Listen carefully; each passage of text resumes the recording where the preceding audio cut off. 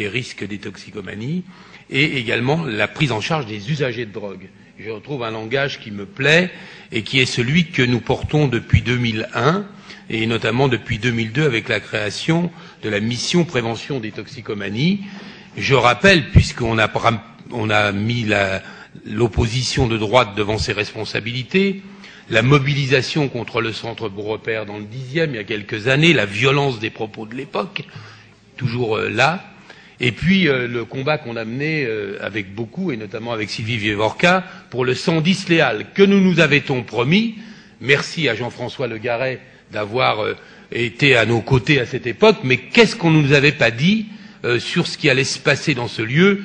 Aujourd'hui, c'est un lieu extrêmement bien intégré et qui prend en charge des dizaines et des dizaines d'usagers de drogue et pour le plus grand bien de ces usagers et de la population environnante. Alors, depuis 2004, ça a été rappelé à plusieurs reprises, l'idée d'ouvrir des salles de consommation à moindre risque pour toxicomanes a été portée dans cette enceinte. Nous avons eu à nouveau un débat cette année et nous avions demandé que le maire de Paris interpelle la ministre de la Santé.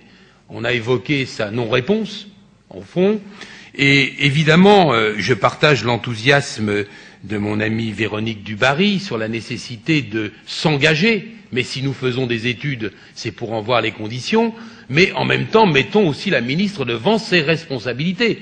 Nous avons besoin de cet encadrement pour pouvoir le faire et pour nous mettre, je ne vais pas répéter ce qui a été dit. Alors, moi, je suis très content de cette démarche qui nous est proposée. Je suis évidemment pour qu'elle nous permette d'interpeller vivement la ministre de la Santé, le ministère de l'Intérieur pour les mettre devant leurs responsabilités, que nous puissions avoir l'encadrement juridique et législatif nécessaire pour cette expérimentation. Et là, évidemment, nous nous remettrons, comme nous le sommes depuis maintenant plusieurs années, en première ligne sur la prévention des risques des usagers de drogue. Donc c'est pour ça que le groupe communiste votera, on utilise beaucoup le terme d'enthousiasme, mais vraiment avec enthousiasme, ce qui est une politique extrêmement innovante et qui marque je crois, un clivage fort souvent entre droite et gauche dans cette Assemblée sur les questions de société et que nous portons avec beaucoup de détermination. Merci Monsieur Lostis. La parole est à Monsieur Jean-Marie Le Guen.